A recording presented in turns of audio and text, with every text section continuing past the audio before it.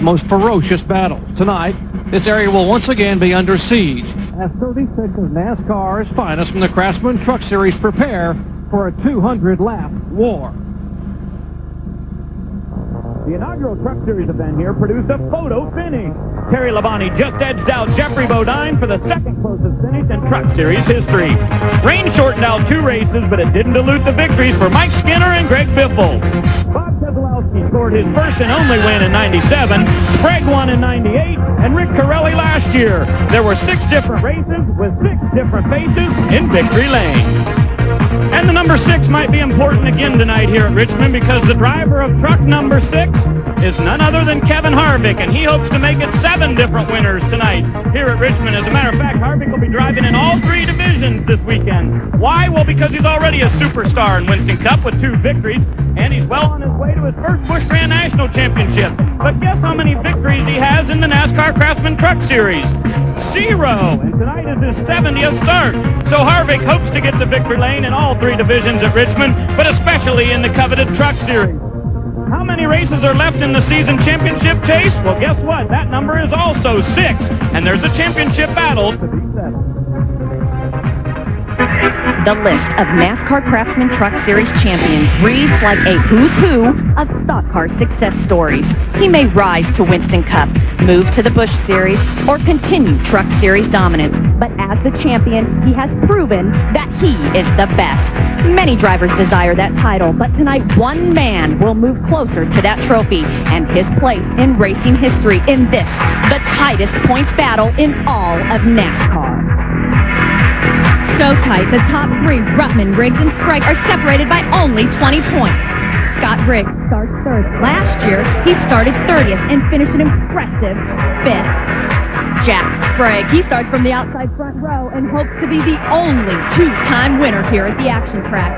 If both drivers continue their Richmond success, they just may have a chance to knock Joe Ruttman out of the Point Series championship race because he's all the way back in 10th. Hey, but don't count him out because this race has been won not once but twice from that 10th starting position.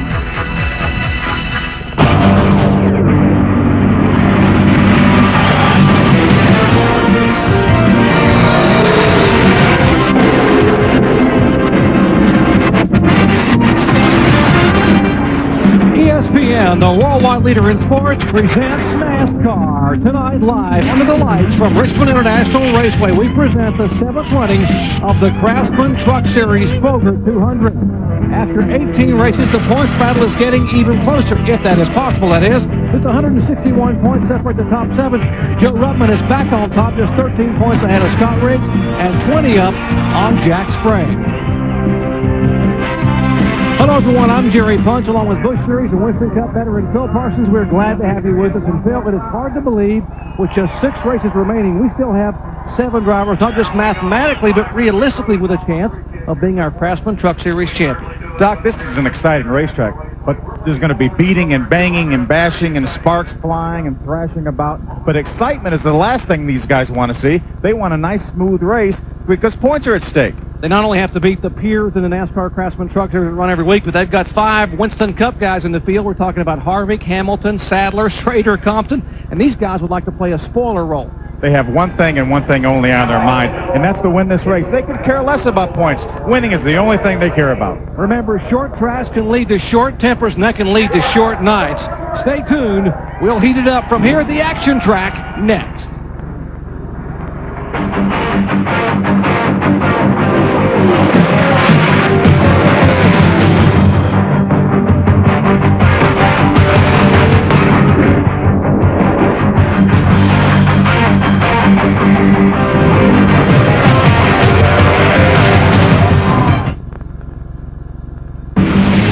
Our live ESPN coverage of the exciting Craftsman Truck Series is being brought to you by Gateway, where you've got a friend in the business. By Mopar, parts for Chrysler, Plymouth, Dodge, and Jeep vehicles from the dealerships that sell and install them. That's the Mopar difference. And by the Auto Vent Shade Company, maker of the original Vent Visor and other quality products. Auto Vent Shade, you're only as cool as your shades. Take a look at our Mopar starting grid. Dennis Setzer's third career pole, second of the year. He will lead him down. There is reigning or current Busch Series points leader Kevin Harvick back in fourth spot. His first start since October of '99. How about our Craftsman Truck Series points leader Joe Ruttman back in 10th spot? And defending race winner Rick Corelli's first start since Martinsville back in April in the Petty Brothers Racing Dodge. Corelli back in 14th starting spot. Starting 16th, Bobby Hamilton, winner earlier this year at Darlington. 17th and 18th, Roush youngsters Kyle Busch and John Wood. Starting 19th, Elliott Sadler also going to try to do that triple thing here with Kevin Harvick. And 27th and 28th, J.D. Gibbs and his younger brother, Coy Gibbs. And back 31st and 36th, Vince Whitmire making his very first NASCAR Craftsman Truck Series start, driving for Ed Renzi. And Donnie Neuenberger brings the International House of Pancakes sponsorship back into 34th starting spot. Donnie had trouble in late practice session. Now, let's meet the three drivers who will carry our onboard cameras here tonight.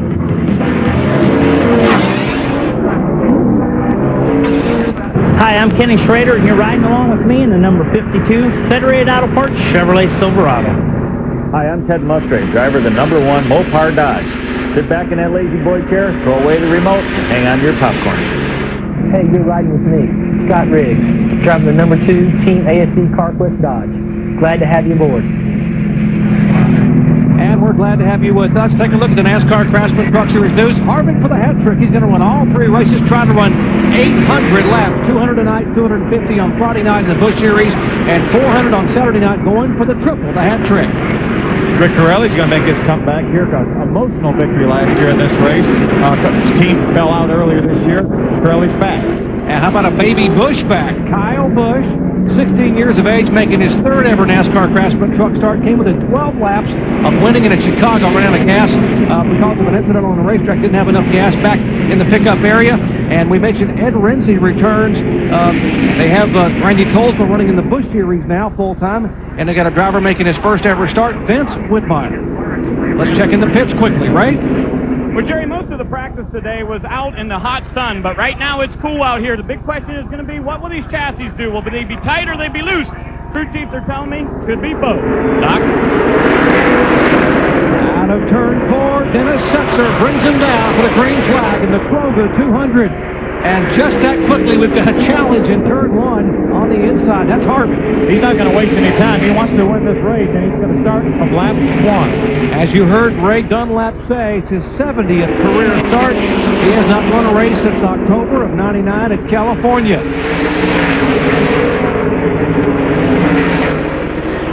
Rick Corelli making a move on the inside of Scott Riggs and Kevin Harvick. Inside. Still there, left side. Still there. Still on your quarter. Still on your quarter. Still there, clear low. Rick Crawford had an excellent truck and happy hour. Talking to Ray Stonkus. He said his truck is really, really good. It's within a half a round of being too tight or too loose. Right now it's perfect. And with those first 2 laps led, Jack Sprague has now led 1,000 laps this season. And breaks the all-time record here for Mike Skinner with laps and miles led in a NASCAR Craftsman truck at Richmond International Raceway. Had a good look at Rick Crawford out of Scott Riggs' onboard camera. Scott had a good truck in happy hour. He was actually the quickest truck in happy hour. There's Kenny Schrader trying to make a move on the inside of Billy Bigley. Schrader's Federated Auto Parts Chevrolet. Kenny making his 7th start of the year. Kenny actually blew an engine in happy hour, so the guys had to jump in there and change engines with a very, very little amount of time to do it. So the guys did a great job, led by Kevin Busker. 4 consecutive top 10 finishes for Kenny Schrader, including second at Arlington.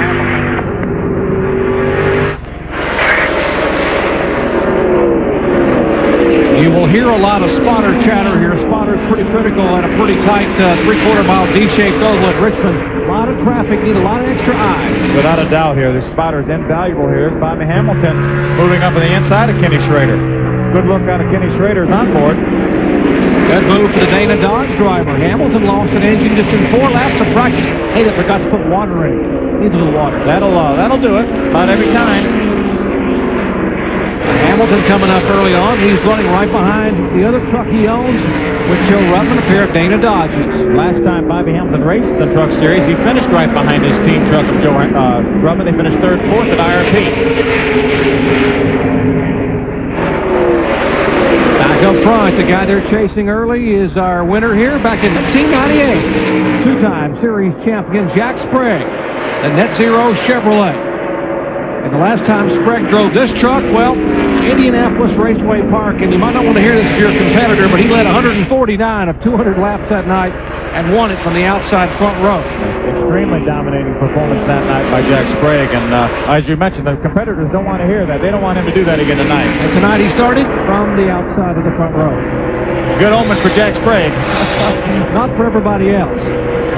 We are in the early laps of the Kroger 200 NASCAR Craftsman Truck Series race under the lights at Richmond International Raceway. Back in just a moment.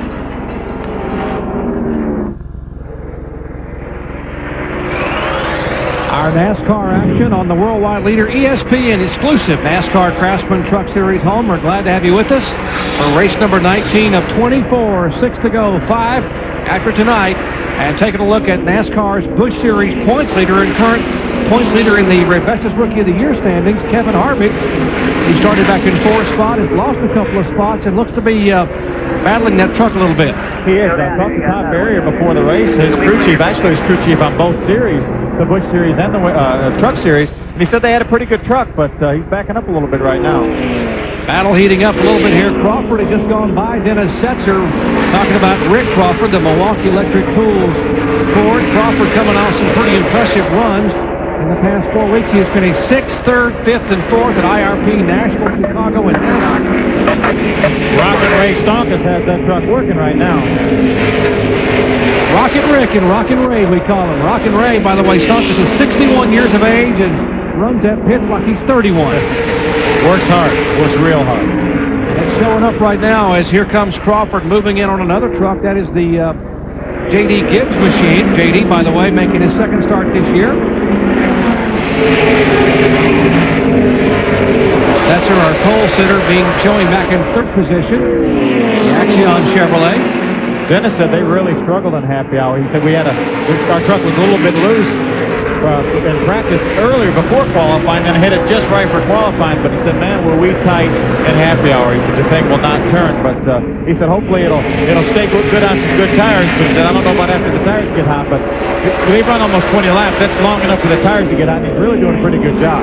Indeed he is. If you're not familiar with Richmond International Raceway, it's essentially flat, make this 14 degrees, as we have a caution being shown, and the 48 of J.D. Gibbs, and J.D.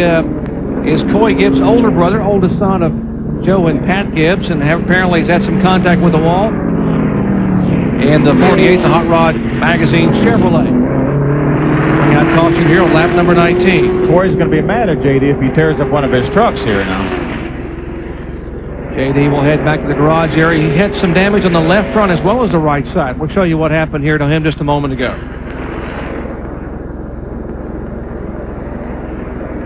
Ted Musser, looked like there's a lot of damage to Lance Nork. We didn't catch that early, but there's a lot of damage between Lance Nork and J.D. Gibbs. We saw J.D. get lapped a little bit earlier, so probably Lance Nork, who was running about the 6th, 7th position, was pulling up beside him to lap him, and obviously they made some contact. And they are black flagging the 90 truck, the Adventist bearing truck up Lance Nork. There you see it coming, the AB choice in the middle of your screen there, right front damage. Some of that sheet metal being peeled away, and they, Dion Insky, the NASCAR Craftsman Truck Series flagman, will bring them down pit road. John Monson and company will need to peel some of that sheet metal away.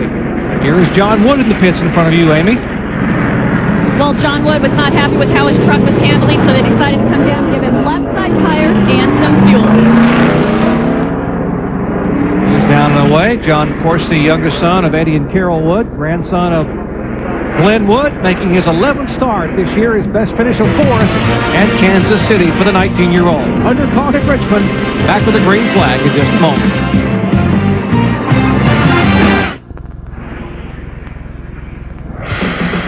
Who could forget the Truck Series' first visit to the Lone Star State when Scott Rigg championship train got derailed with this vicious crash? Two part-time Craftsman Cowboys put on spectacular performances when Brendan Gaughan battled Jack Sprague to finish 2nd, and local favorite David Starr notched the 3rd. Sprague scored the victory. Now, can he do it again? Check it out next Saturday, 4 p.m. Eastern Time, only on ESPN. And we're looking forward to heading out to Eddie Gossage and all the folks at Texas Motor Speedway out in Fort Worth, Texas next Saturday afternoon, 4 o'clock Eastern Time. Silverado 350. Love going to Texas Motor Speedway. Always great action out there. We've had a little bit of action here on the track and on pit road with the 90 truck. There's the 90 truck, and a little bit of a heated discussion. And Ray, they had another stop and go. Yeah, Jerry, they had to come back down pit road because when they came in to work on the truck the very first time, the guys went over the wall too soon.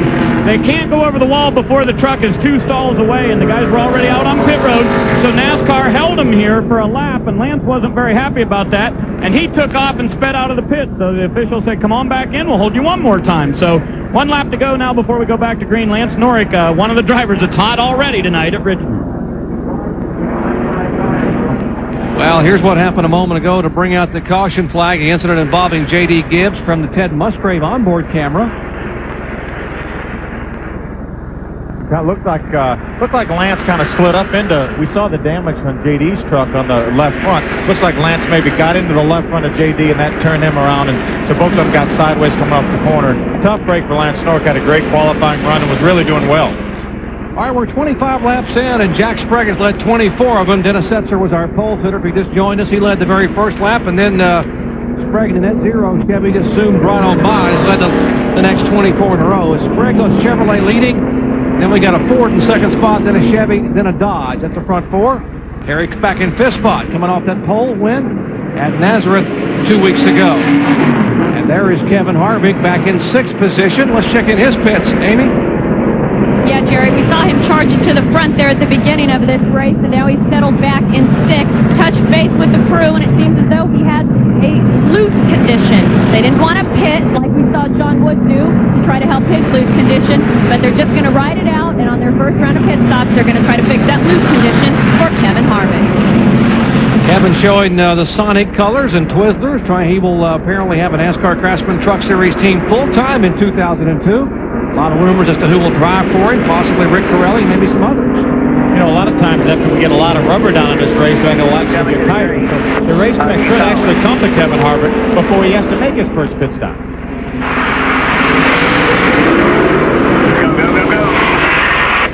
And great camera work, guys, giving us a close and personal shot of Dion Hinsky re-waving the green flag. Saw Kevin Harvick make an outside move on Terry Cook on the restart. There they are, right there, side by side. Harvick in the Chevy, Cook in the number 29, the Ford. Now looking back from Team ASC CarQuest Dodge is Scott Riggs. Riggs now being shown in 4th spot. It's a battle for 5th. It's a great thing about this racetrack. You saw them run side by side, almost dead even through that corner. That's the thing about Richmond. You can run side by side, and the guy on the outside can keep up with the guy on the inside. That's why the fans love coming here. You can see 2 wide, even 3 wide racing, but and if somebody doesn't like you, they can punch you. A lot of times, Doc, late in the race, the outside group will actually be the preferred group. You see Kevin Harvick was able to make the pass on the outside this early in the race. And here's a spin by Kyle Busch, the 16-year-old, down across the grass. No caution flag. He's trying to get it going, and it's smoking, and he just stalls and will not breathe fire, apparently. Keep her coming, Kyle. And now the caution will come out here on lap 31. Foot to the floor. Push that switch. So Kyle Busch, the youngster, making only his 3rd ever start. This is actually the truck that Kurt Busch, his brother, sat on the pole with in this race a year ago and led a bunch of laps and almost won it. He, in fact, finished 3rd. See Kyle on the inside right there. He runs across the apron a little bit there. Actually tries to dodge Donnie Neuenberg in the 81 truck and gets the truck a little bit loose and sideways, and I don't think he made any contact, if any, a little bit of contact, but he stalled the truck, and before he could get it refired, he ended up losing a lap. So tough deal for Kyle Busch, but he came back from almost a lap down at IRP to finish in the top 10, so his night's not over yet. Absolutely not. This young man has got a lot of talent. He heads for pit road. We work caution for the 2nd time tonight, the 2nd of possibly many more to come. Stay with us. We're back in Richmond about a half a lap ago, going green as heavy traffic down the back there. Is Sprague zipping by. He and Crawford and Setzer, the top 3. Then comes Riggs and Harvick. That's the top 5 thus far at 34 laps. Taking 35 of 200. Bobby Hamilton trying to get a look underneath Terry Cook going in turn number 1. Hamilton only got 4 laps of practice because of the blown engine during this morning, and before qualifying, that's why he qualified for the first time out of the top 4 this year in NASCAR Craftsman truck competition. He started back in 16th position. He's right along with Ted Musgrave. There Bobby got underneath Terry Cook, was able to make the pass, moved him up into the 6th position. Bobby Hamilton's got an awfully good truck right now. So all the way back, as you mentioned, to 16th and all the way up to 6th. And Scott Riggs is able to move by our pole sitter, Dennis Setzer, for position. That's for 3rd spot. So the Dodge now moving up. There is Setzer's Axiom Chevy. As you mentioned, he wasn't very good in happy hour, and obviously not very good here in the early laps. Well, a moment ago we had a caution when the 99 truck spun in the grass and had to come on the pit road. Let's check in their pit to see what happened with Kyle Busch. Amy? Well, because of the spin, he came down and took 4 tires. But at the completion of that stop, he had pushed one of his tires out onto pit lane. That's a big no-no. So after he exited pit lane, he had to come back down for a stop and go, which was just prior to the restart, which made him restart almost in the position of going yet another lap down. So a tough break for the rookie. He's only about a half a lap right now ahead of Jack Sprague, our leader, so he's within a half a straightaway of being 2 laps down. Great side-by-side action here between Bobby Hamilton, a couple of Winston Cup veterans, Still there, clear. and Kevin Harvick. And Harvick, Clear. Still there. Back inside.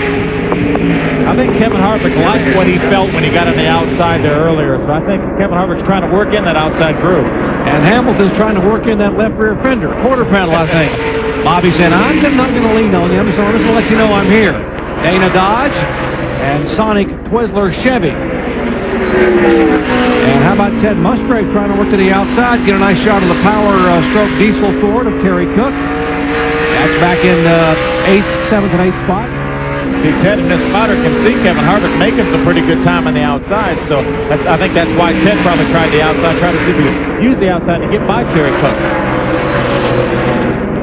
Now Ted's going to look on the inside. Terry shuts the door on him. Now, Bobby Hamilton caught Harvick, and Musgrave caught Cook pretty easily, but they're having trouble passing him. How tough is it to pass this place? Well, it really is, but again, as we talked earlier, at least you can run side by side here, so it's not so like some of the racetracks you go to that it's almost impossible to pass. So right now, Bobby Hamilton does probably have a better truck than Kevin Harvick, but Kevin Harvick's been able to find an outside groove that works well for him. So Kevin Harvick's actually, I think, made his truck better by moving to the outside. Here comes Hamilton, may have a run on the inside. Harvick jumps in the throttle at the end of the back straightaway and pulls him by half a truck length. Here comes Hamilton back on the inside.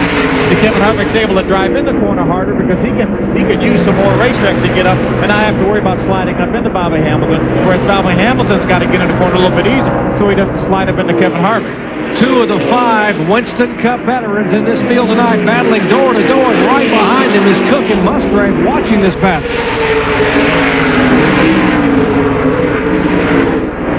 Bobby Hamilton not careful. Terry Cook will be up there, or Musgrave will be on the inside. Terry took a look, but now you see Ted Musgrave. We're looking out at Ted Musgrave's onboard at Terry Cook.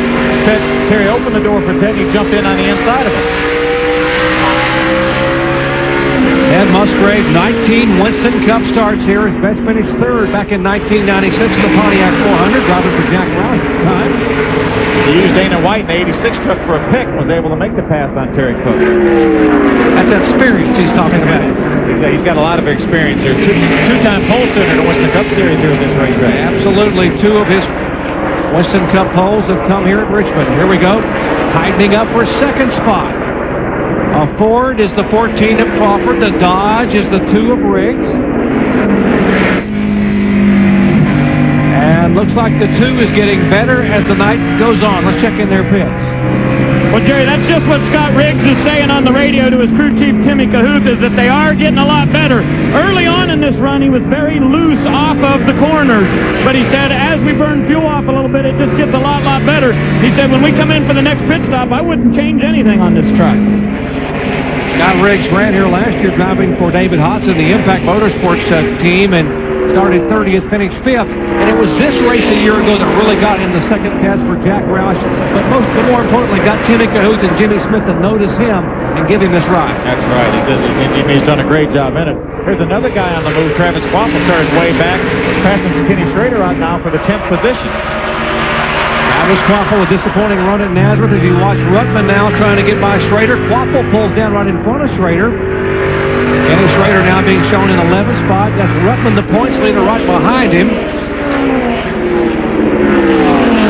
There's the 18 truck of Joe Ruttman.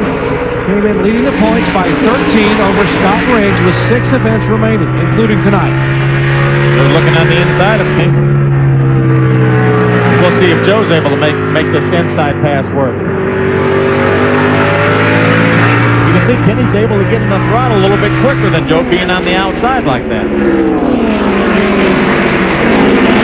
About a fourth of the way through, 51 of 200 laps are in the books here at Richmond International Raceway. I'm Jerry Punch along with Bill Parsons, Ray Dunlap, and Amy East. Glad to have you with us for the 7th running of the Kroger 200 NASCAR Craftsman Truck Series event.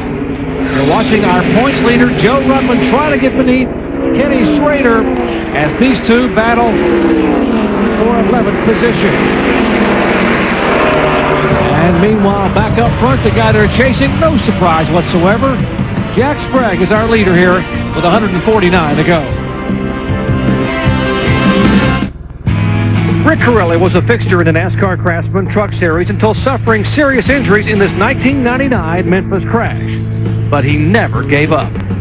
Probably the goal of setting on my return is, just get back to where I was when I left. And I've learned new patience. I've had a lot of time off, and I've had a lot of time to think about what I want to do. And to me, it's, I think I'll come back as a better race car driver or race truck driver. He certainly did, and his career came full circle here at Richmond just a year ago when he scored his first win since the accident. It was an emotional night for Rick and his family and offered a chance to say thanks. It's incredible, what we went through in Memphis last year and all the rehab and everything we did. And I just want to thank everybody involved. They gave me an opportunity this year and believed in me to drive the truck. Corelli continued to race for Dale Phelan until the team closed its doors earlier this year. But with the help of friend and fellow driver Kevin Harvick, we may see Rick back full-time in the trucks in 2002. And there's a look at 45-year-old Rick Corelli. Glad to have him back. He's not run since early in the year at Martinsville back on April 7th. You see Rick starts 132, 4 wins. He won here a year ago in a Ford. He won 3 times in a Chevy owned by Marshall Chesrown. And for the first time tonight, he's driving a Dodge. And this Dodge is owned by Maurice Petty and Associates. It's called Petty Brothers Racing. The 3 boys of Richie, Mark, and Timmy. And he is doing a great job. Strong Dodge engine in there from the Petty brothers. And he's being shown in 16th position right behind that battle with Schrader in his moment here. He's really doing a great job here. Rick Corelli said, I asked him earlier how this Dodge truck was. He said, well, it's a little bit different, but he said it's a lot of fun. So he's having a good time out there. Good run for Corelli. Great to have him back. Great to have the Petty boys back for Maurice and company. And that Petty blue Dodge. And they are showing in the top 16. And word is that maybe Rick Corelli will be next year full-time back in the NASCAR Craftsman Truck Series, driving for Kevin Harvick. And the truck that Harvick is driving tonight, starting his own truck team full-time in 2002.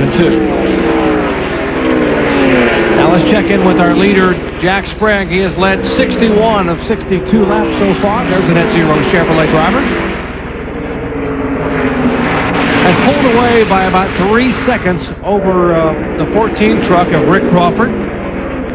Getting into some heavy traffic right now. They're lapping a lot of the trucks, a lot of the back markers there, but say Jack's looking awfully smooth right now. Doesn't look like he spun a wheel since the race started. Just joined our coverage. We had a caution flag at lap 19. J.D. Gibbs involved in an incident not of his own doing on lap 31. Another caution flag. Kyle Busch spun in the grass. Those are the only 2 yellows thus far. We have been green for the remainder. We are showing 64 of 200 laps in. Looking out of Scott Riggs onboard, as Ray was talking earlier, Scott said once they burn off a little fuel, that actually made their truck a little bit tighter. And the reason that is, as you burn off fuel, that actually adds front weight percentage to the truck, because obviously you burn the fuel off, which weighs something. in the back of the truck behind the rear axle. So when you actually put more front weight in the truck, it'll make it tighter. So that's why Scott's truck is actually coming around. Basically, you're taking 120 or more pounds of weight off the rear 22-gallon fuel cell and allowing it to move toward the front percentage-wise. Right, exactly. You're not actually physically taking the weight from behind the axle, obviously, because you're burning the fuel off. But percentage-wise, you'll get actually more weight on the front tires, and that actually will make a truck a little bit tighter. That's the words of Phil Parsons, our expert analyst, Busch Series and Winston Cup driver. As you watch Scott Riggs, Jimmy and Marlene Smith owns CarQuest Team Ultra Dodge.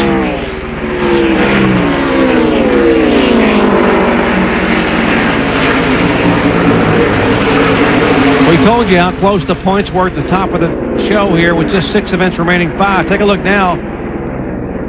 And Ruttman has gone from the points leader. If we were award points as of now, he would be in 3rd spot, and Jack Sprague would be back on top of the points. That's how much of a shuffle we have had here this year. I mean, pretty remarkable. If you're keeping count at home, the points race has gone Riggs to Sprague, to Ruttman, to Riggs, to Ruttman in the last 5 weeks. Well, Rick Corelli up high, running turns 1 and 2. And something may be amiss. Apparently something is broken on the right side, and that will indeed bring out the caution flag on lap 68. And he may have a flat right front tire, and that allows the sway bar arm to drag the racetrack. So see if we can see right now. Yeah, his right front tire is definitely flat, so that's why you're seeing the sparks. All the suspension is dragging the racetrack. Good pickup, Phil. Tough break for Rick Corelli, but good to have him back, and a truck that was running so well. Maurice Petty and Associates Dodge, and that will bring out the caution for the 3rd time and bring the High Plains Drifter to pit road for an unscheduled stop. I think we're going to see all the guys on pit road now. We'll be about 70 laps into the race. I think all the guys are going to hit pit road right now. And Corelli, knowing that he's going to have a lot of lead lap trucks trying to make it to pit road. You see the pit? Hey, you go with pit road. The rear of this thing. It broke going into 1 down here. Here's some of the crew chiefs talking to their drivers. Here is Sprague, the leader, already on pit road. That was a differential. He was 3.5 seconds ahead of Crawford. They come down at 45 miles per hour, and Kevin Harvick is headed to you, Amy. Thanks, Jerry. And so far on the radio, Kevin's been screaming loose. He said, you guys, this thing is way too loose. So they made an air pressure adjustment on the right side. Ray Dunlap. Well, I mean, Jack Sprague was just a little bit tight in the center, so they did make a wedge adjustment. They put right side tires on the number 24, and he'll easily be the first truck off of pit road. Scott Riggs will then be second off of pit road down here, and a great improvement for Travis Quapple as he will leave pit road in 4th position. Each and every week, you've got to give a call to Rick Wren and that Cat Rental team. They do an outstanding job. Not that everyone else does them, but they just stand out in the pits. Without a doubt. And Travis, they struggled. You didn't have a very good qualifying run. And Travis, it almost seems like when we qualify bad, we run better. So I'm not so disappointed. Travis Quapple started 22nd. These fans enjoy it. Back with the green flag in a moment. And here's a reminder that RPM Tonight is your nightly source for motorsports news on television since 1996. For a recap of all the latest motorsports headlines, it's RPM Tonight nightly. Of course, John Kernan will be on at 6 o'clock Eastern Time, 3 Pacific, tomorrow night on ESPN2, RPM Tonight with John Kernan and the gang. Go, go, go, go, go. Perfect timing. Lap 74 after the caution was out for 5 laps due to the cut tire from Rick Corelli, who's been on and off pit road, and Corelli being shown a lap down now in 27th position. Tough break for Corelli and the Petty team. Now it's interesting to see if some of the adjustments these guys made on the pit stop will let them stay a little bit closer to Jack Sprague. Right now, Scott Riggs is staying right up with him, but we'll see as the tires get hot, get a few laps on the tires, get the tires air pressure build up, see what happens. We'll watch Travis Quapple, and again, there's some sparks. You're in the middle, you're in the middle, you're in the middle. Another one down there, another one down there. You're on the bottom, you're on the bottom. There's still a lot of sparks from Rick Corelli's truck right now. He might have drugged a sway bar arm into, drugged a sway bar link that holds the arm up. That arm actually may be dragging the racetrack right now, so probably going to necessitate some pretty good repairs. And a tough break for Rick Corelli, making his first start since back April 7th at Martinsville. As you watch this battle tightening up a little bit here, Setzer, who was the pole sitter, having made some adjustments. Travis Quapple started to make it a moment ago. qualified in 22nd position. He is the leading Rookie of the Year contender. The Ray Bessick Rookie of the Year standings show him up by 5 points over Ricky Hendrick. And check out Travis Koppel. He's been awesome so far. What started off as a bad day for him here at Richmond is now turning around. You can never count out this Cat crew and Travis. They've gone like at Kentucky. He started 18th and he finished 5th. They were hoping for those same results here at Richmond, and he may just do it from 22nd to a win. We'll keep our eye on that 60 truck. That is a great point, Amy. Last week or 2 weeks ago at Nazareth, they had a problem. They were in the garage 35 laps, finishing back in 24th position with the rear end gearing problem, so hoping to make up for it here tonight. Looks like Harvick getting a little racy here. They must have made some adjustments. Todd Barrier and company on his number 6. He's pulling in on the 1 truck of Ted Musgrave. Yeah, I think Rick Crawford was able to get by Ted Musgrave here just a lap ago. They were side by side as they came by our position, and Kevin Harvick's going to look on the inside of Ted Musgrave. We mentioned Harvick, 4 poles, 5 wins in Busch Series competition this year, has a 316-point lead in the Busch standings over Jason Keller. Has 2 wins in Winston Cup. Those wins coming at Atlanta Motor Speedway in Chicago now. See Kevin drag the left front wheels across the apron now. That's trying to keep the truck right on the bottom of the racetrack. Got a good run off turn number 2 here. Pulled to the inside of Ted Musgrave. Got a great run through that corner. Now he will make the pass and open the door for Stacy Compton. We haven't talked a lot about Stacy Compton, but he's doing a great job here. He's been in the top 10 just about the whole race. Now he's up into the 7th position. Stacy making only his 3rd start in NASCAR Craftsman truck competition this year. He'll run 1 more, and that'll be in Pete's. He finished 6th at Dover. Was running 2nd at Loudon, ran out of gas. Stacy from nearby Hurt, Virginia, about 2 hours west of Richmond. A lot of Stacy Compton fans here to watch him run for the weekend here at Richmond International Raceway. Ted Musgrave got a little sideways off turn number 2 there right in front of Bobby Hamilton. That slowed Ted down enough to allow Bobby to get on the inside of him. And Bobby will make the pass for position. That's for 8th spot. And speaking of Musgrave, let's check in his pits. Ray? Well, Jerry, in that first round, Ted Musgrave had been on the radio talking to Fred Wanke, his crew chief, quite a bit, saying this truck is extremely tight. So they went up 2 rounds on the track bar, put right side tires, and made an air pressure adjustment on that truck. So pretty radical changes down here to try to make it better for Ted. You know, that's interesting, Ray, because we heard Kevin Harvick talk about how loose he was. And Ted Musgrave talk about how tight he was. So a lot of times, usually the racetracks will be very similar, but those are 2 opposite ends of the spectrum right there. Taking a look at Kevin Harvick, we mentioned there are 5 Winston Cup regulars in the field tonight. How about some of the outsiders that have come and run? Greg Biffle has had 3 starts. He dominated, led 192 laps at Nazareth 2 weeks ago. Kurt Busch finished 5th at Milwaukee. Stacy Compton's best run was 6th at Dover. Having a good one tonight. Bobby Hamilton won back in May at Darlington. The track too tough to tame. And Kenny Schrader, 7 starts, including tonight. His best finish is 2nd at Darlington. So the outsiders not doing too poorly when they come run here in the NASCAR Craftsman truck. Not at all. What they lack in truck experience this year, they make up in overall experience. So they do a great job. And Kevin Harvick right now is right in the 6th position. And by the way, this is the same tire that these guys will run in the Busch Series and in Winston Cup on Saturday night. So they get a lot of valuable experience not only on the racetrack but with the tire as you watch Harvick with a handful of steering wheel. As we close in on the 100-lap mark, we have 87 laps complete. They are still chasing that guiding spread.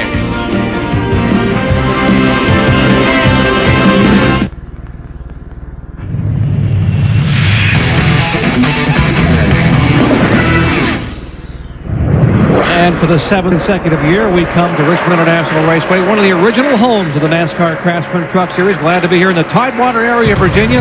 Always great Virginia NASCAR fans and Craftsman truck followers. Take a look at Jack Sprague, who has led 91 laps. He's led twice for 91 laps. Dennis Setzer has led a lap. And Bobby Donner has led a lap during the caution flag there a moment ago. Our 2nd place truck there is Scott Riggs. He is the winningest driver this year, a 5-time winner. Won back-to-back at Nashville and Chicago in this very truck. You know, this is the very same truck that Scott ran at Nazareth a couple of weeks ago, and you know how You know how really poor all the Dodgers actually ran at Nazareth, but he has the same truck, Ted Musgrave has the same truck, and I think Joe Rubbin has the same truck, and they're all running well. So it's just a different kind of racetrack makes a big difference. Indeed, they took that truck of Riggs back and cut the front snout off and put a whole new front flip on it, so it's made a big difference. But they were pretty, as he put it, we stunk it up at Nazareth. We weren't doing very well. They finished back in 13th position. Some guys running pretty well tonight is Stacy Compton in the 92. Good run for Stacy in the Learn Frame Harris Trucking Dodge. This is the truck that's owned, it's actually a co-owned by Jim Harris, who owns Harris Trucking, and Mark Melling. The truck is maintained out of the Melling shop, Chad Canals, and Corey Stott, the co-crew chiefs there for Stacy Compton. Harris Trucking was actually the guys that owned the Winston Cup car that Stacy drove back at Martinsville several years ago, which was really when he first got noticed. So he's been a benefactor of Stacy Compton's for a long time. Stacy now being shown up in 7th position. So all those native Virginians here pulling for Stacy. And battle for 4th spot. Dennis Setzer has 4th. Travis Poppel wants it. We saw Travis restart the race in 4th, so it's been a good battle right now. He's now in the 5th position, but both of those guys, Dennis Setzer really struggling in happy hour, but Danny Gill and all the guys have made some great changes to that truck, and he's really awfully competitive right now. And we documented Travis's trouble all day long, and Rick Wren and his guys have made some terrific changes to that truck, and he's got a very competitive piece. If you're sitting in Dennis Setzer's spot or Travis Quapple's spot, you got a guy like Sprague up there. I mean, what do you have? You have to hope where he has trouble, or you have to hope that maybe as the night progresses and the track changes, that his truck will go away? Well, I think you're going to continue to work on your truck. Right now, Dennis Setzer's truck, I'm sure, is not perfect. It's either going to be a little bit too loose, a little bit too tight, and Danny Gill is going to make some changes to try to get that truck. You never give up. You're not going to give this race to Jack Sprague. They're going to keep working on this thing. Say, hey, we're going to beat him. That great Jimmy V line, don't give up. Don't ever give up. That's indeed their motto here in NASCAR. Let's check in the pits. Well, Jerry, talking about Dennis Setzer, his condition was tight coming off of 3 and 4, so they did put right side tires on there and made a little air pressure adjustment to make it better. But they also had to pull some tape off the front grille because his truck was running a little bit too hot. And when you make any change, that, of course, changes the handling on the truck. And, Phil, maybe you can address that. But they pulled off about 3 inches of tape off the front grille, so that'll change his handling, too. Ray, you're exactly right. That will actually compound the tight problem he has.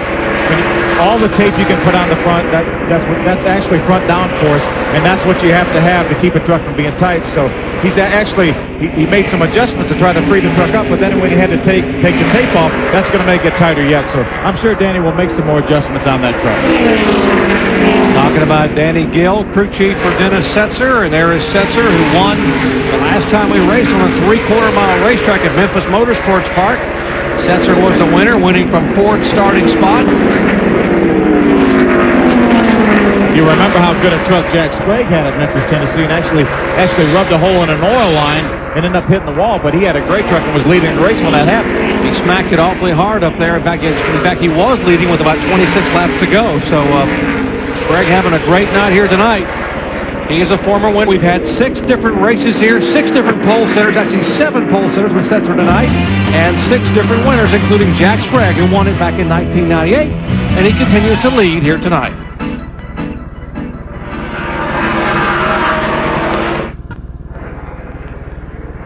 And we welcome you back to our NASCAR Craftsman Truck Series coverage live from Richmond International Raceway, the 7th running of the Kroger 200. Glad to have you with us. I'm Jerry Punch, along with Phil Parsons, Amy East, and Ray Dunlap covering the action on pit road. And folks, you're seeing a record being broken right now here at lap 111. Just a moment ago, Jack Sprague set an all-time record for a season here in NASCAR Craftsman Truck Competition. Mike Skinner held the old record of 1,134 miles led in a season, and Jack Sprague just broke that record and is adding to that total with each and every lap. Each and every turn of the wheel he adds on, and now the 3-time winner this year is a record holder as far as miles led per season. Well, one guy who hoped to be able to lead some miles tonight, but was great to have him back, is standing by with Amy. Yeah, it sure was, Jerry. Good to see you back, Rick. What eventually took you out tonight? Well, what happened, first I want to say thanks to Rick Petty and Jimmy, Richie, and Mark, but something we cut a right front tire, and when it cut that right front tire, it wore the sway bar tube, in half, and then right then after that we're pretty much done. So, it was fun while it lasted. We had a decent truck, and unfortunately we didn't get to run all night. But, hey, I'm looking forward. Next year we put everything together. Kevin Harvick and myself, we're going to run next year for the title, and we're pretty close. We just need a sponsor, and we've got a couple in mind and a couple people to talk to real positive. So I'm looking forward to that. Maybe the next 3 or 4 3 races down the road this year, I'll be able to get to run in. All right, you guys, you just heard it from Rick. We may see him at the end of the year yet, and we're definitely going to see him in 2002. And that is great news to have Rick Corelli back on board full-time next year, driving with Kevin Harvick, the young man who he helped as Kevin was coming up through the ranks. Watch Joe Ruttman right there, Doc. He's having some sort of a problem. He looks like he's having an engine problem. He gets through the corner okay, but watch when they get to straightaway. There's Elliott Sadler on outside just driving away from him. So undoubtedly he's got an engine problem. We'll have to check on that. Check in with Danny Rollins and company here. Yeah, they're running right up on him in the corner. Billy Bigley running right up behind the 18 of Joe Ruttman. Now on. And how about Elliott Sadler? There's Elliott Sadler in the Charlie and Robert Long Motorcraft Ford for Elliott Sadler from Emporia, Virginia. Of course, he won early in the year in the Winston Cup car for driving for the Wood Brothers in Bristol, Tennessee. And he'll be pulling a double duty this weekend, running this race as well as the Winston Cup event, the Monte Carlo 400 on Saturday night. He ran this race last year. Finished 29th, winning 179 laps. Hey, how about this news for Elliott Sadler? This past week, he became engaged to Miss Tennessee 2001, Lisa Thomas. So congratulations, Elliott and Lisa. Absolutely. I said in the open of the show that he was going to try triple duty also. He actually did that last year. He did triple duty. He's not doing it. He's not running the Busch race tomorrow night, but he did do that last year. And the 17 shows smoke suddenly up across the racetrack.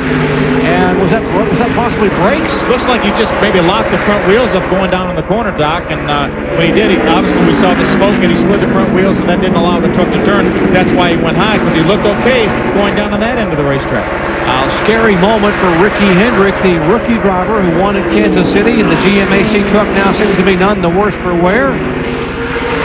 So with that settling back down, we're going to find out what's going on with Joe Ruttman and the Dana Dodge. Let's check in with Ray. Well, Jay, it appears that it's a engine problem, as you guys talked about. Danny Rollins just got on the radio and said, Joe, make sure you switch the box and be sure that it's not an ignition problem. He said, I already did that, and running on 7 cylinders. So an engine problem in the Dana Dodge. Well, we talked about how important each race is every week here with these next 6 races being so important. Ruttman comes in with the point lead, and this could be a big tough break for him tonight if they do end up having engine problems. Indeed, Ruttman, a 4-time pole winner this year, a 2-time winner, won at Daytona, the season opener. As you see the team meets, there goes Sprague by Ricky Hendrick, and Hendrick now will go a lap down. So we can see what happened to Ricky here just a moment ago. He's going to go down in turn number 3 here. He's already in 3 and 4. Looked like he just locked the brakes up there, but he was in the center of the corner. That wouldn't be a position on the racetrack where you would actually lock the brakes up. But I don't know, maybe whatever, he might have slipped off the throttle onto the braking, locked him up there. Matt Craftsman going by in the 88 truck. The Xenon headlamps, exciting systems Chevrolet for Craftsman. He's making his way up through the pack, now being shown in 14th position.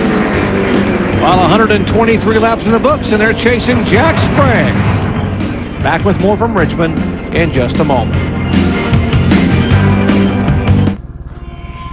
The first oil filter ever made back in 1923 wasn't called an oil filter. It was called a Purolator. Today, every car on the road relies on technology pioneered by Purolator. And the same company that invented the oil filter just keeps reinventing it. So that for anyone who cares enough to change their own oil, Purolator continues to mean pure oil then, pure oil now, pure oil later.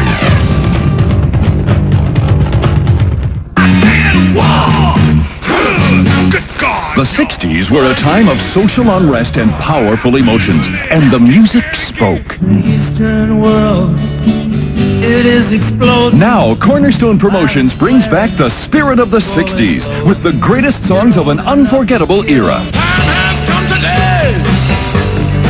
Anybody here seen my old friend? Spirit of the 60s brings you 34 great songs which remain as a lasting message for all generations to follow. In a white room with black curtains, don't you want somebody to love? To everything turn, turn, turn. Sha-la-la-la-la, live for today. Baby, I'll be there to shake your hand.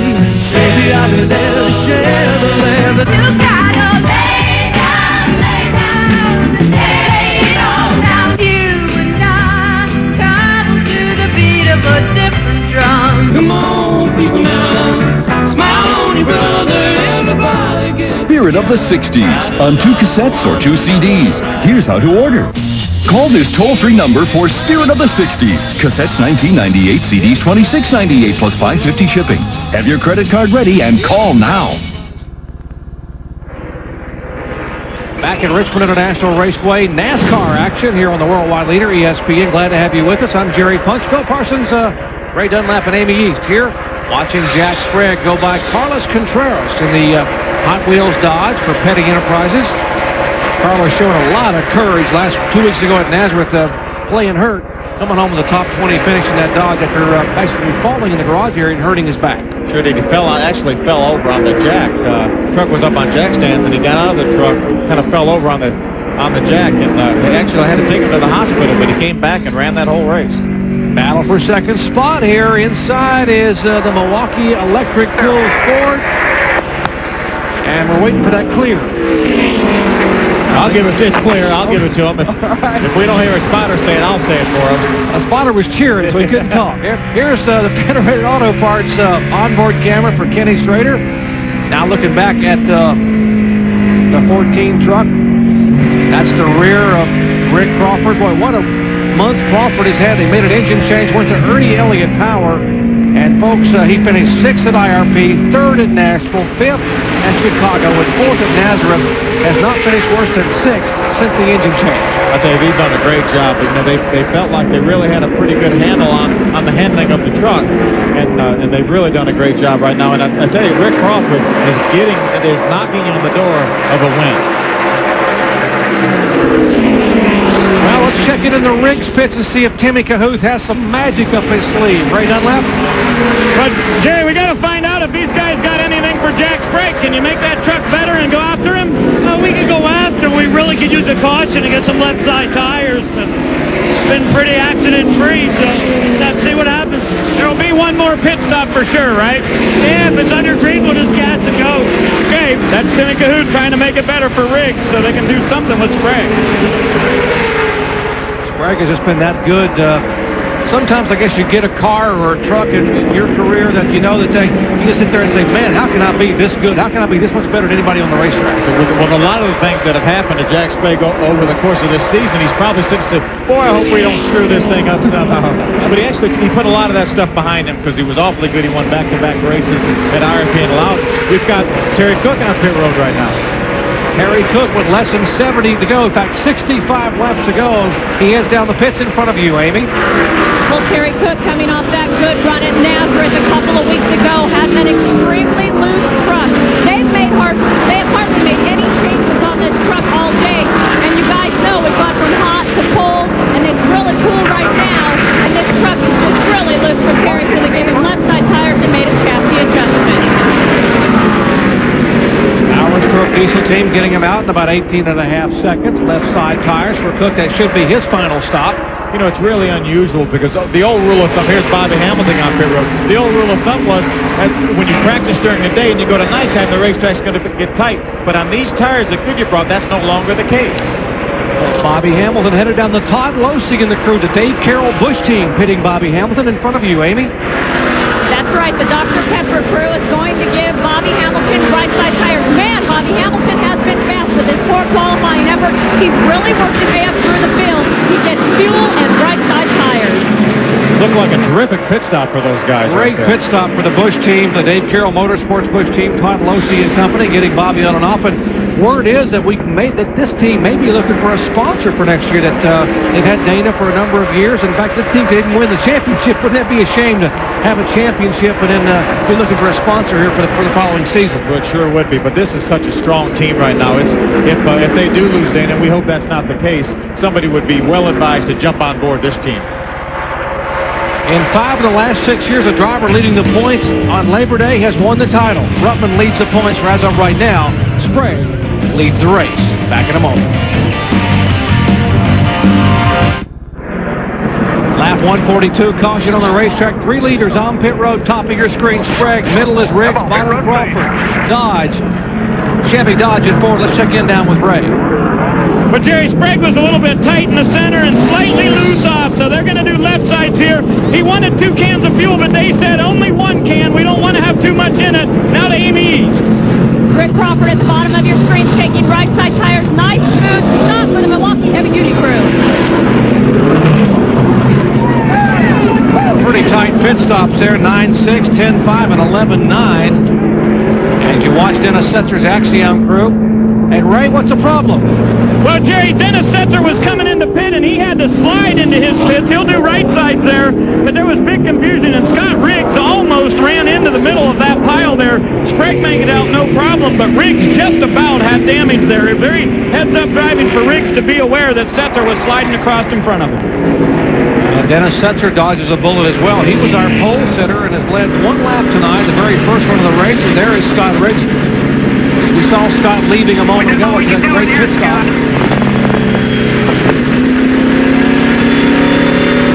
Let's show you why we were under caution here on lap 141. Tough break for the short track ace, Rodney Sawyers. In the Dodge, number 68. A lot of smoke out of Sawyers' truck, making only his 5th start this year, and that brought out caution number 4 on the night. Back with the green in just a moment.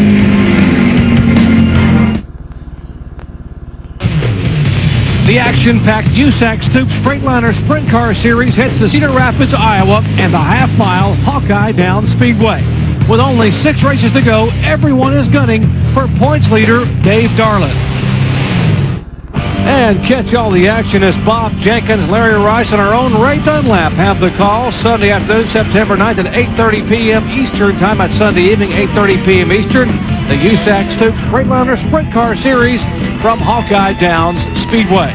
For more, log on to ESPN.com. We told you a moment ago a near miss for Scott Riggs and Dennis Setzer leaving the pits. Here's what happened. Scott Riggs pulling out of his pits. You see him have to stop right there to avoid Dennis Setzer. That allowed Rick Crawford to beat him out of the pits. Scott Riggs' pit crew did a good enough job to get him out in front of Rick Crawford, but he had to wait for Dennis Setzer to get in his pit. That cost him a position back onto the racetrack. There are some unsung heroes down there. In fact, in tonight's Craftsman Pit Profile, we take a look at the real heroes of this series.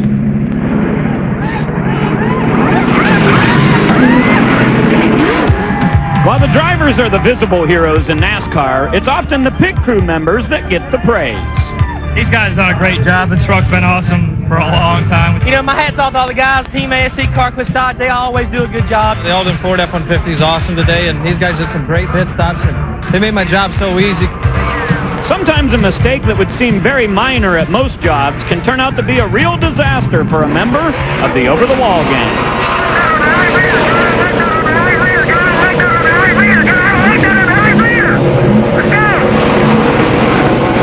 We see a lot of times on pit road where there are loose lug nuts out there, and these guys get into a lot of trouble for it.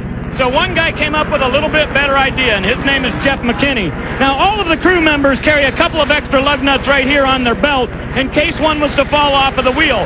But Jeff said it takes too much time to get that and get it back up on the wheel, so he came up with what he calls the whiz, and the idea here is that the lug nuts are right up here on top of his glove. Jeff, how did you come up with this idea? We just lost a lot of lug nuts, and we just come up with the idea of just putting them close to the hand. If you look at this right here, guys, you see the lug nuts sit on this little thing, and he can pull it right off with his other hand, get it on the wheel real quickly. We're about ready to go back to green, but these guys down here in the pits make the difference. Thanks, Ray. That's ingenious, isn't it, having those lug nuts right on the back of your hand? How many times have you seen guys fumble around on the ground for lug nuts and stuff like that? Even though they have them on their belt like the traditional way, they fumble around on the ground looking for lug nuts and stuff. That's a great idea. What a great idea. Thank you, Ray. That's our Craftsman pit profile about some of the unsung heroes behind the wall. As we are getting set for the restart, I'm Jerry Punch, along with Phil Parsons. That was Ray Dunlap a moment ago, and Amy East covered the action on pit road. We are showing 150 laps complete. Jack Sprague has dominated, leading 148 laps. Dennis Setzer has led a lap, and Bobby Dotter has led a lap. Have 8 trucks on the lead lap. Jack Sprague is our leader. We have a Chevy, Ford, and Dodge, the first, second, and third. Pretty good parity here in NASCAR Craftsman trucks as we wait the green flag.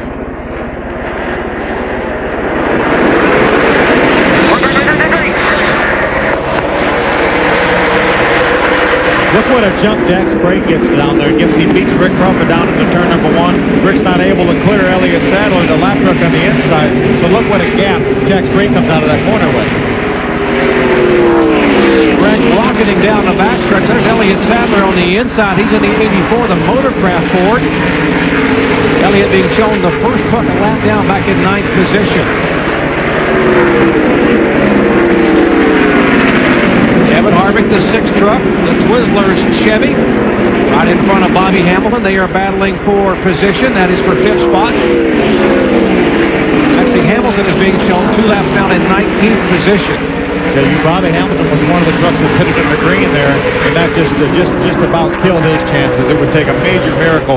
Oh, got trouble. And trouble for the 88 truck. What in the wall up high? Got a caution out. Come on back around. Is that?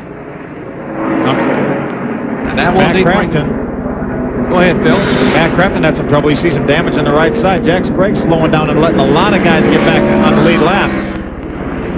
You all right, Matt? All right up.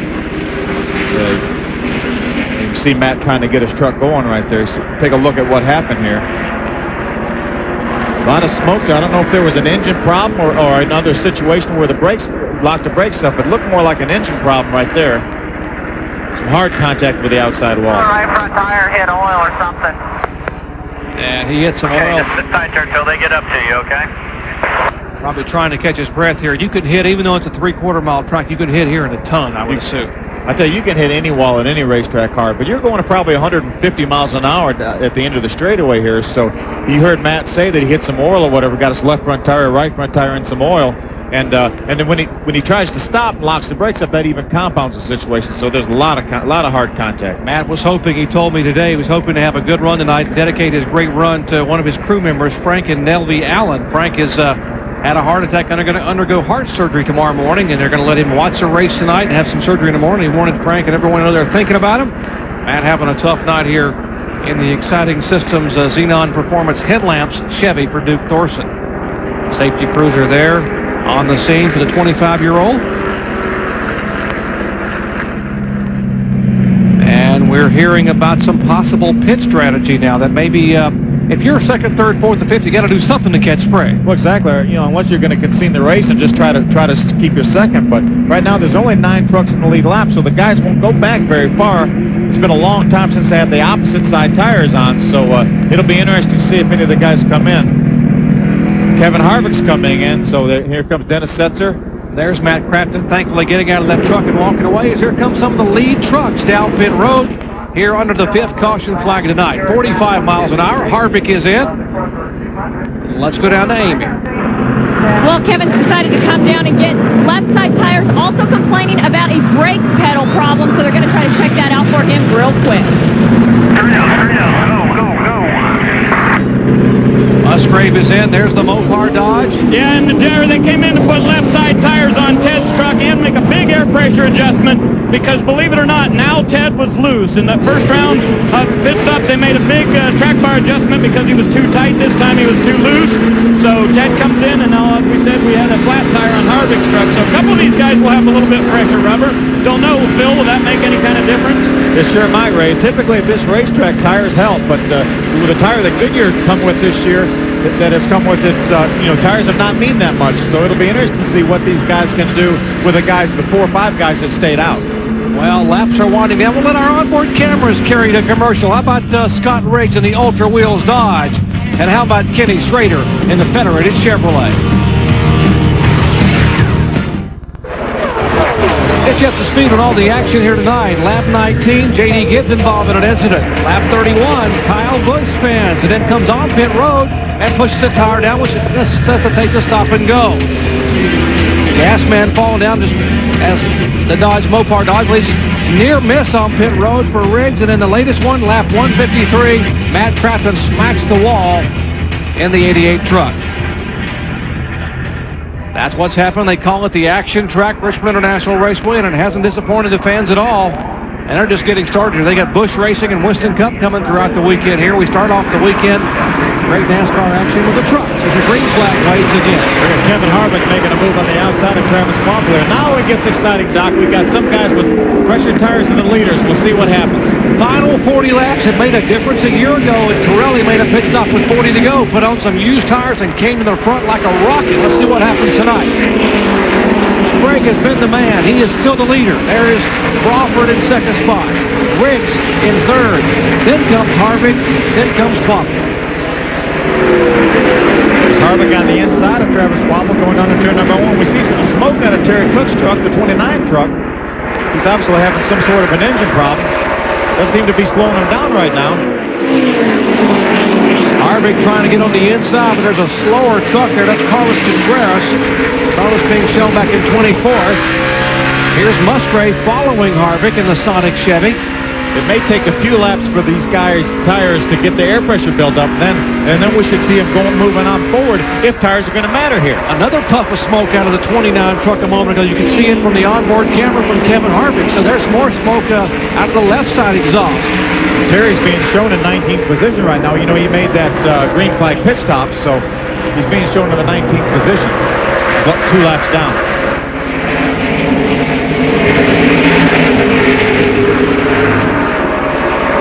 A little bit of contact there. Quapple, there's Terry Cook, started in 5th, now I'm in 19th as the move being made on the inside of Travis Quapple, and that is Kevin Harvick. Pair of Chevys battling. 60 is Quapple, the 6 is Harvick, the 1 is Musgrave, just waiting in the wings. Kevin's been working on Travis Quapple since the very drop of this green flag on a restart. He's not been able to put him down, though.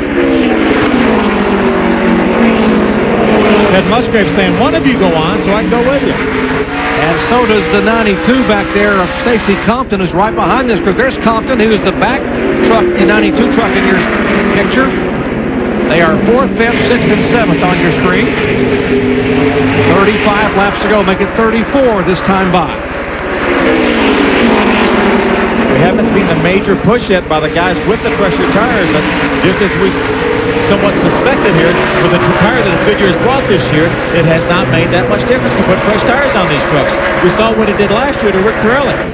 And one truck in the wall, that's a 2 of Scott Riggs, has come off the concrete, and Riggs will bring out caution number 6. He hit the wall over here, too. Down. Pretty good. Scott made some pretty hard contact with the wall there. He's got a flat right front tire there. I don't know if that might have been what caused the accident. If we can see what happened a moment ago here on lap 167 with Scott Riggs in the turn. Something happened to the truck right there in the center of the corner. I wouldn't doubt if he ran over something. The right front tire went down and made some pretty hard contact with the wall.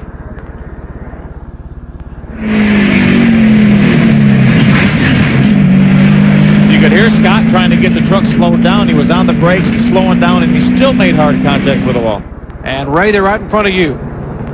Well, they got the jack up. That was no problem, so they will get those right side tires on. And they put a big patch on the left front because in that earlier incident, he did make contact with Dennis Setzer, so they had a hole on the front headlight bucket there. So they put a little bit of tape on there, but you can see that definitely had a flat right front tire was the problem what put him into the wall. Now, Riggs came in tonight 13 points behind Joe Ruttman. And this is a huge hit for him. Now, Ruttman actually being shown back in 17th position, 1 lap down. Riggs now having his trouble, so we could have a big jumble in the tightest race in all of NASCAR here in the final laps in Richmond. Back in just a moment. Back at Richmond International Raceway, less than 30 laps to go. Make it 28 to go. They are scrambling toward the front.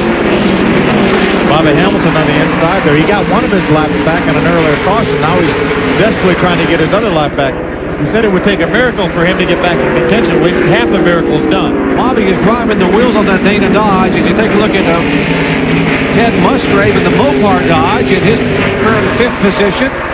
Sprague is the leader in a Chevy. The Ford of Crawford is second. The Chevy of Quaffle, the rookie, is third. Then comes Kevin Harvick in a Chevrolet. Then the Dodge of Musgrave. That's a top 5. Stacy Compton is 6th in a Dodge. Dennis Setzer, the last truck on the lead lap, in 7th. That's there. Setzer going by right there in the 46. He was our pole sitter. Kyle Busch way high down in turns 1 and 2. Looks like he might have made some contact with the outside wall. They brought out the second caution flag tonight on lap 31 when he spun. Here is the action. That is Crawford, the second place truck. The Ford truck, as you mentioned a moment ago, is a lap down. That is Bobby Hamilton, but he is fighting ferociously to get back on the lead lap. He's got an awfully good truck right now. Bobby Hamilton actually has better tires on than Rick Crawford. We saw him make a green flag pit stop back on lap 136, and then he made a caution flag pit stop with everybody else. Battle for third spot. Here's Kevin Harvick getting on the inside of Quaffle. Quaffle bobbles a little bit out of turn 2. Harvick will take the spot away. Just enough to let Harvick get the spot and Ted Musgrave to pull on the inside of Travis Quaffle. Musgrave kicks the door open as you look at the Cap Reynolds Chevrolet being passed by Musgrave. Still there, Teddy. Clear. Eddie Thrapp telling Teddy that he's clear. Now the 17 of Hendrick is a lap down. He's in 9th position. That's the GMHC Chevy. He's also now on the inside of fellow rookie Travis Quaffle. Quaffle now back in 5th position. Good side-by-side battle right there. Behind them, Stacy Compton on the inside. Wasn't quite enough room there for Dennis Setzer on the outside. Now 3 wide going down in turn number 1. There's the rookie points on the left side of your screen. Quaffle and Hendrick, very tight race. Craftsman already has had his troubles tonight. Bigley and Ribbs, the top 5 in rookie standings.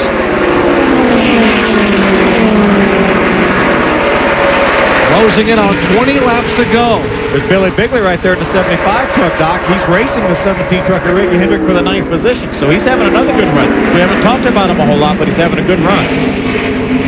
Wayne and Connie Spears on number 75 for Billy Bigley, reigning Gatorade All-Pro Series champion. Stacy Compton able to make the pass right there, and Dennis Setzer now is trying to get by Travis Quaffle. Looks like he's going to be able to make that pass also. At the line, showing you quickly right now is Musgrave with Kevin Harvick and then Crawford. And Bobby Hamilton has gotten by the leader, Jack Sprague, to put himself on the tail end of the lead lap. There is Hamilton in the Ford truck. He is flying in the Dana Dodge. If we get a caution flag, this could be very, very interesting. I put my foot in my mouth and said it would take a miracle, and if you get another caution flag, he may be very close to that. A few years ago, your big brother Vinny said at Martinsville that Harry Gant could never win from the back of the pack with a torn-up race car. He said, I'll eat my hat. He's still chewing. All right, let's check in the pits, and Terry Cook has had the call tonight. Right, Amy? He sure has, Jerry. Terry, what happened? We saw you guys go under the hood. Trouble with the radiator? We must have went over some debris out on the track somewhere, knocked a hole in the front of the radiator, pretty good size. It's a shame the power so key for Ford. You know, we qualified good and we're running good early in the race, and the truck just got real loose. And, you know, we were pedaling and trying to get a decent finish out of it, and we finally knocked a hole in the radiator, so it's going to end our chances of having a decent run today. Disappointing night for Terry Cook. He came into this race 7th in points, just 161 markers out. All right, tough race for Terry, 7th in points. A little smoke a moment ago out of Crawford's truck. But he's right on the back of our leader, Jack Sprague's rear bumper. Looked like he went down in turn number 3. We saw some smoke. Looked like another situation. He's trying to get in the corner so hard to make up ground on Jack Sprague. He may have locked the brakes up, but this is the best battle we've had all night. And Quaffle up high, slowing on the racetrack as trucks go by on the inside. He's made some contact with the outside wall. You can see the damage to the right side of the truck. And a lot of smoke as he gets some tire rub now right in front of Coy Gibbs. And pulling up in front of Carlos Contreras, tough break to the leading Rookie of the Year contender, Travis Crawford. With only about 17 laps to go, he's probably going to elect to stay out there and try to ride around and to reduce pace, but I'm not sure he's going to be able to maintain the minimum speed that NASCAR requires. He is still on the lead lap. The leaders are coming toward him in a hurry.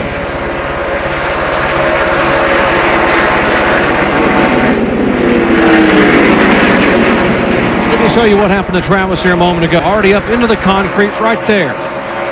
Got high there through turns 1 and 2 and got into the outside wall. He makes a pretty good contact. He flat-sided her pretty good, but I think the right front tire is still up, so I don't think it's a situation where the right front tire went flat. Travis still on the racetrack. 14 laps to go. Got a little bit of a tire rub when he unloads the chassis in the corner. It goes way up across the racetrack. There's Morgan Shepherd going by. He's got a toe-in situation, too. Here's a battle for second right now. Kevin Harvick on the inside of Rick Crawford. And maybe now it's the time for the tires to show up, the guys that got pressure tires, Doc. Harvick making a move inside of Crawford. Let's check in Crawford's pit. Well, speaking of tires, you guys, let's think about this. Rick Crawford is still on the same left side tires that he started this race on. He's changed right side tires twice and never changed those left. Phil, you think this is going to hurt him here at the end of this race? Amy, I think it is. It took a while for these guys that changed left side tires for them to move towards the front, but here they come now. They're able to. Kevin Harvick was able to get by Rick Crawford, and now it looks like Ted Musgrave's going to be well on his way to get by. So now it matters. It depends on whether Kevin Harvick can get up to Jack Sprague and put those new tires to use. There's Gator and Buddy and the guys watching their driver just drive his heart out. We're talking about Rick Crawford with those same left side tires. Chemical to Goodyear. Left side tires going 200 laps at Richmond, but they're taking a beating right now as Musgrave looks to the inside. Saw Rick wiggle a little bit off the corner that allowed Ted to get right up beside him. And Ted will be able to make this pass right here. See Rick working that wheel awfully hard. They're trying to stay ahead of Ted Musgrave. Great side-by-side battle for third position here. 10 laps to go at Richmond International Raceway. And the 7th running of the Kroger 200. Now, take a look at the front, too, as you watch these go by. There's Musgrave having made the pass. Sprague is the leader. Harvick in second spot. Kevin Harvick has never won a NASCAR Craftsman Truck Series race. Sprague is going by. Harvick in second position.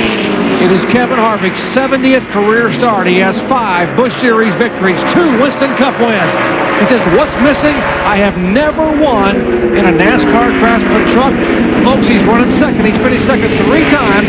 He's got 9 laps to beat Sprague to the checkered flag. And he's caught Jack Sprague. Look, he's looking on the inside. He was actually a 1/10 faster than Jack Sprague that last lap. That's all he's talked about is, I want the sweep. I want to win Thursday. I want to win Friday. I want to win Saturday. As you watch this battle here, Setzer goes by Crawford, and that is for 4th position. Kevin Harvick back up front. Harvick trying to go for the hat trick. Wants to win and run all 800 laps here at Richmond International Raceway. Looks to the inside of Sprague with 8 to go. There you see the 5-lap interval right there. He gained 6/10 of a second over 5 laps. All he needs right now is about a 1/2 because that's much right there will put him in the lead. 70 times he has been in NASCAR Craftsman truck competition. 3rd, 3 different times. He has not won a truck race since October of '99. It's been almost 2 years. You know, Kevin Harvick has bumped his way to some Busch Series wins. Now we'll see if he's going to lay the bumper to Jack Sprague. This could have championship implications. Remember, Harvick is coming from the outside. He just wants to win. Sprague wants the points and the win and a championship. 6 to go. Heavy traffic. Here comes Harvick on the inside. Got a lap truck there, side by side, right at the start-finish line. And they push and shove. Got one down there inside. Look at Ted Musgrave on the inside. Go clear. Inside. Clear low. Some more contact there from the other way around. More contact. You hear the spotter saying, inside. These spotters are going to be hoarse. 5 to go. Here's Dennis Setzer right there in the 4th position in this battle. Great racing, NASCAR Craftsman Truck Series style. Look at Ted Musgrave on the inside of Jack Sprague. And Musgrave going for the lead and the win here with 4 laps to go. Where did he come from? Where in the world did Ted Musgrave come from? We said it was going to be exciting, Doc, and it sure is. Look at all the damage on the left side of Jack Sprague's truck. Got a Dodge on the inside, a Chevy up high, then 2 Chevrolets following. Some more contact. Ted Musgrave and Jack Sprague side by side together. And look at Kevin Harvick back on the inside. A crowd of over 30,000 on their feet cheering and screaming in NASCAR action here at Richmond International Raceway. Now you know why they call it the action track. 3 to go. Sprague holds on. Harvick in second. They are side by side, rubbing fenders for third. Dennis Setzer was able to get by Ted Musgrave. We thought he was going to get blocked behind Morgan Shepherd, but he moved Ted Musgrave up into the third lane and went by him in the second lane. Jack Sprague, next time by, gets the white flag as he flashes beneath the start-finish line. 3/4 of a mile away from his 4th career win this year. Kevin Harvick 3/4 away from his first ever win. Look, he's looking on the inside. Harvick on the inside, final lap. He wants it. Can he get it? Here comes Harvick. There's Sprague. Will there be contact?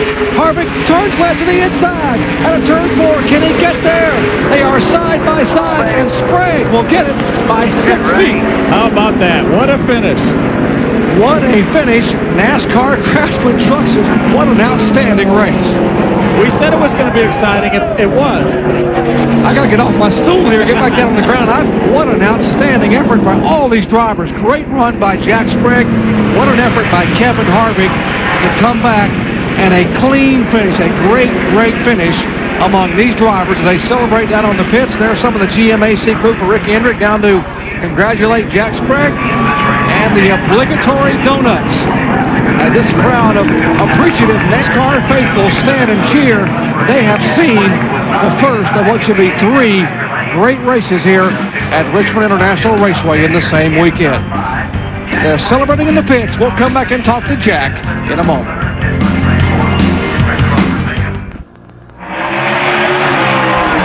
Back at Richmond International Raceway, you think Jack Sprague was hot? Take a look. He lights it up here, flames and fire from beneath his Net Zero Chevrolet, and listen to these fans. He has basically set the rear of the truck on fire, trying to get the victory lane. Doc, I call that a burnout. Now that, my friends, you get the scorching in the back of the truck. And Sprague, on top of all that, had gone to the wrong victory lane. It's the only thing he did wrong all night long. It is the 5th closest finish in all of NASCAR Craftsman Truck Series history, 6/100ths of a second.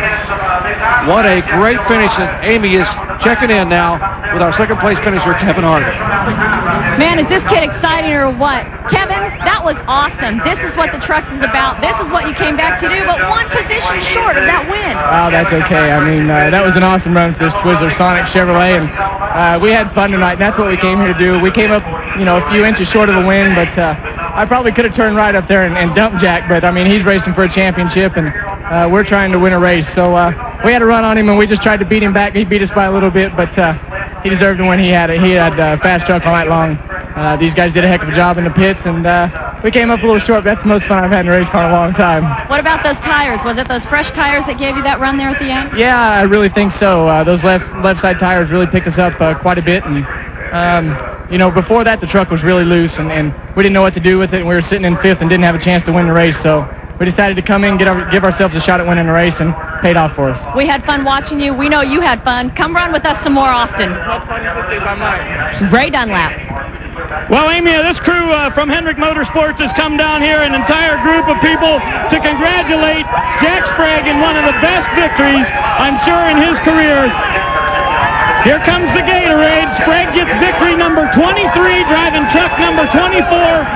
And I'll tell you what, the burnout, maybe one of the best we've seen, and the race, the race, one of the best races I've ever seen. How was it from the cockpit? It was a little ugly at the end, boy. I'll tell you what. These guys gave me a great Net Zero Chevrolet. This thing was unbelievable all night. I wasn't that good in happy hour, so we changed about 10 things like we always do, and it was awesome. But I just had about probably 130 laps on the right sides, and the last 20 laps I was tight. I couldn't turn it in a 40-acre field, and they caught me, and you know, Kevin Harvick tried to make me not pin him behind that lap truck and beat me up pretty good, so I figured, well, that's fair game, and hell, I think he was kind of proud of me. Those last 3 or 4 laps were wild, huh? Well, you know, you want to race and beat, then you got to be able to take it, and I think he took it because he come up beside me and gave me a thumbs up. But that was an awesome race. You're the first guy to get a repeat win here at Richmond. The 6 previous winners here did not go on to win the championship. You ready to do something about that? Well, we're going to try. You know, the guys have done a great job. We've had a lot of trouble this year, a lot of it out of our control. This thing's been fast, man. That's all I can say. You know, everybody at Hendrick Motorsports Chassis Shop, all our guys back at home and all our guys here, everybody does a great job, and this truck's been fast. We just had uncharacteristic problems for this team, but maybe it's over, man. Maybe we can cruise on the last 5 races and not have any trouble. How about that burnout? Got pretty hot out there, didn't it? I think I won, didn't I? Yeah, you won. Jack Sprague, the winner of the race and the winner of the burnout contest here at Richmond.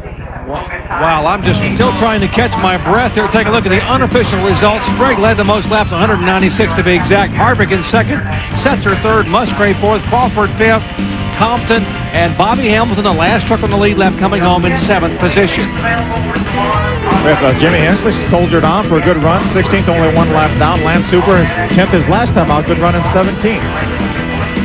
Back through 30th position, and our final 6 finishers here as the Kroger 200 is history, and they continue to celebrate in Victory Lane. Back in just a moment.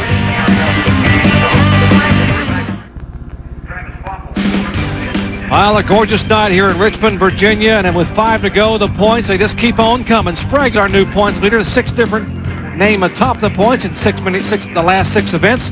Rubbin back in second spot, Riggs, then Travis Quappel, Musgrave, Ricky Hendrick, Terry Cook, Dennis Setzer, Rick Crawford, and Coy Gibbs hangs on the 10th. That's a top 10 with just 5 to go here in a very tight NASCAR Craftsman Truck Series race for the title. Let's go down and talk with Dennis Setzer. Amy? Well, our pole sitter finishes 3rd, and Dennis, all year we've been talking about Goodyear tires not really being an issue. Did you think those new tires at the end would make you help you finish so well? Well, you know, we needed to be a little better. We'd got a little off in the center part of the race on some older tires, and, you know, it came back pretty good at the end. We started pretty far back, 7th or 8th after that restart, had to clear some lap traffic, and then got a good run at it, so it was pretty good for us. We weren't expecting you to sit on the pole. You weren't too good in morning practice, and you weren't really good in happy hour, so what did you guys change to finish so well? Well, we don't know. You know, the pole run was kind of unbelievable deal for us. We weren't that great, like you say, and in the race, the truck came around. You know, Danny Gill made a few adjustments right there, and so we weren't quite expecting the pole and a little better run of the race than what we thought maybe earlier. But, you know, this is a surprise because Rob Morgan, he's usually our good luck charm. He's our owner. He's at home on baby watch. He's got a wife pregnant at home, so we missed you, Rob, but we'll see you in a couple weeks. Okay, good luck to Rob Morgan, and now let's talk to Ray Dunlap. Ted Musgrave had a good battle there right at the end.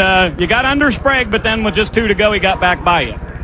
Yeah, I was pretty loose. You know, like I say, the truck really wasn't that good all night. And, you know, Jack and I, all year long, we've run side by side, haven't touched each other, and that's the way I'm going to remain it. So I didn't do nothing dirty to him. I just got underneath him. We raced for about a full lap. And as I went back into one, he had a pretty good jump on me going down the straightaway. And I go back underneath him, and I got a little loose. And he may have known he'd cut down on me. We hit a little bit, which turned my truck a little looser. Yeah, it was either that or could take each other out. Harvick was going to win, and I didn't want that to happen. So I had to check up a little bit, and off he went. Harvick got a run on me, and like I say, it was a good battle. I mean, it's, you know, TV ought to love that one. That was pretty exciting, and I got some shots for it. But the truck really wasn't that good. The guys worked hard, don't get me wrong, but next week we're bringing our good truck back out. Okay, that's bad news for the competition. Musgrave saying next week he's going to go out and get the victory. And Ray, that means next Saturday night at Texas Motor Speedway. Eddie Goss is in the company. Welcome in the NASCAR Craftsman Truck Series back out to Fort Worth, Texas. We'll come back and wrap it up from Richmond here in just a moment.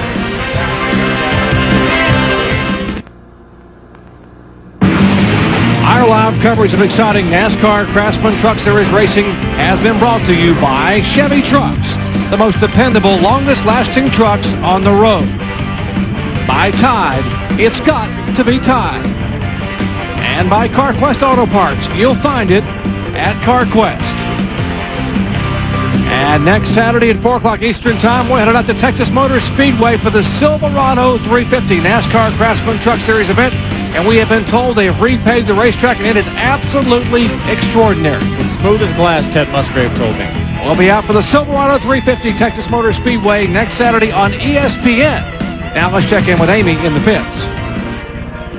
Well, the big loser, per se, was Rick Crawford. Rick, you were a threat to win this thing, but why did you guys decide not to change left side tires? That's a gamble. I mean, we've lost this thing before by not taking left side tires, and I've seen people beat me by not taking left side tires, so we didn't take them, and it worked out for a little while. I had him in my sights. I had Jack in my sights there after the pit crew rebounded from their first pit stop. But Milwaukee Electric 2 Ford race team did a heck of a job and put me out second right behind Jack. Had him in my sights, and I lost him. And so we were just trying hard there at the end with about 15 to go and lost some positions. But, my hat's off to Ray Stonka's whole Milwaukee Electric 2 Ford race team for a great truck tonight. And we'll just keep clicking off these top fives, and one night, maybe Texas next week will be our night. All right, we'll look for Rick Crawford to be strong in Texas. Absolutely. What a night. 5th closest finish in NASCAR Craftsman Truck Series history. And, folks, take a look. They're already working on the wall. They're going to repaint them for the Busch cars coming up tomorrow night, and the big Winston Cup cars coming up for the Monte Carlo 400. Getting it nice and pretty against all these guys can bounce off the concrete for the next 2 nights. Outstanding effort. That may be one of the best truck races I've seen in a long time. I think it was the very best race we've seen this year. And any one of 4 or 5 trucks could win this race within the last 10 laps. Well, Jack Sprague picks up his 23rd career victory, his 4th of the year, and he not only is the winner tonight, he becomes our new points leader. What a night for NASCAR Craftsman Truck Series action at Richmond International Raceway. Now you know why they call it the action track. For Ray Dunlap, Amy Easton, Phil Parsons, I'm Jerry Punch. Once again, congratulating Jack Sprague. He dodged all these bullets tonight here at the action track to pick up the win at Richmond International Raceway. Remember, next Saturday, we're at Texas Motor Speedway on Saturday afternoon. Coming up next, college football, A&M at Wyoming in Laramie, Wyoming. This has been a presentation of ESPN, the worldwide leader in sports. For more, log on to ESPN.com. Once again, congratulations to Jack Sprague. Now let's go out to Pam Ward in Laramie, Wyoming for college football.